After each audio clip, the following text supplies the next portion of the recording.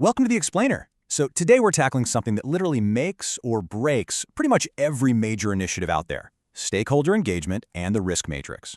Look, if you have ever had to manage a project, lead a team, or report to a board, you already know that managing expectations is just as important as doing the actual work. Today, we're unpacking exactly how to assess risks, quantify the potential damage, and align all of that with what your stakeholders can actually stomach. But before we even get into the metrics, I want you to really think about something.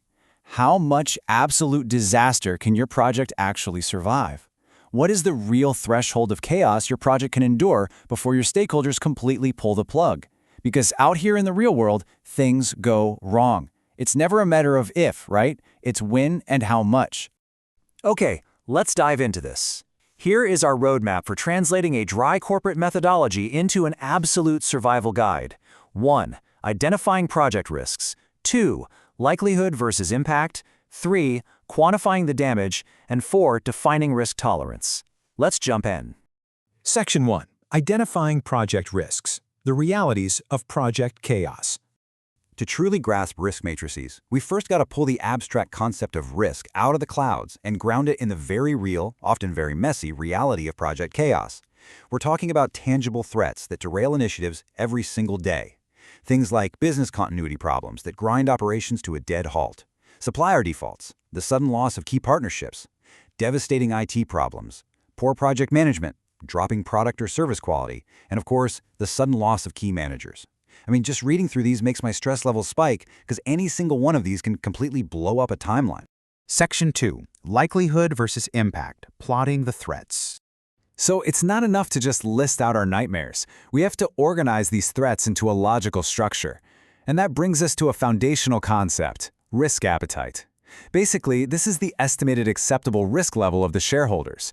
It's that ultimate dividing line, the invisible boundary of stakeholder expectations. It defines the exact point where a shareholder looks at a situation and says, "Yeah, I'm okay with this level of uncertainty," versus "No way, this is completely unacceptable." And plotting these risks reveals a really stark binary reality. Every threat gets measured on its likelihood and its impact, categorized super simply as low, medium, or high. But the real kicker here is that those parameters end up falling either within risk appetite or exceeding risk appetite. It forces you to take all that messy reality and just draw a hard line in the sand. Right, so how do we actually find that line?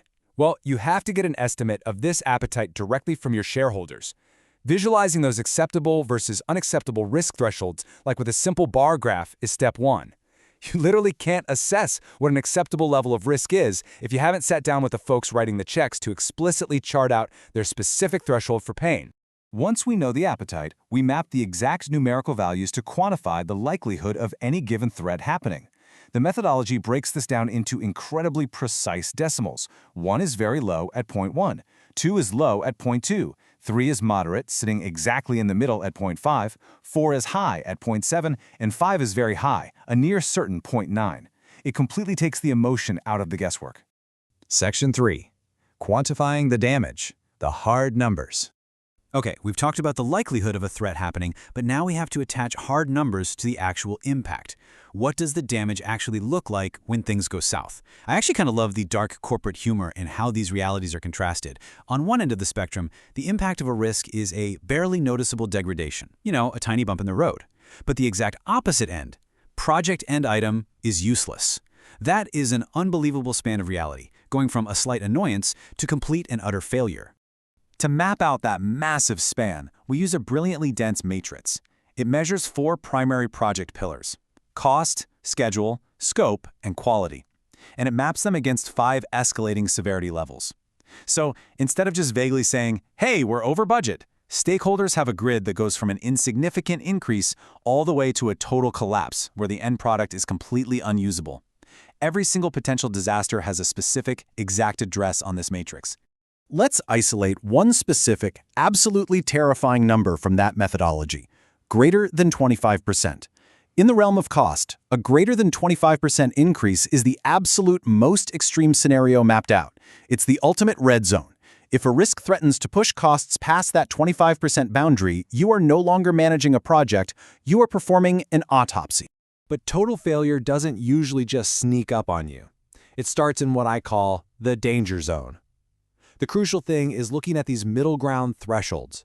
A 10 to 20% cost increase, a 10 to 15% schedule slippage, major areas of the scope being affected, or a reduction in quality that is so noticeable it literally requires formal approval. This is exactly where stakeholders start getting incredibly nervous and where your risk mitigation has to be at its most aggressive. Section 4. Defining risk tolerance. Where do we draw the line? So, we have the threats, we have the matrix, we have the numbers. But ultimately, how do stakeholders determine what makes a project completely unviable? Where do we draw the final line? Well, that's answered by risk tolerance. If risk appetite is the high-level philosophy of what shareholders will accept, risk tolerance is the practical, boots-on-the-ground application of plotting that likelihood and impact. It's the mechanism that takes the entire theoretical risk matrix and puts it into actionable motion to determine if a specific identified threat is acceptable to take on.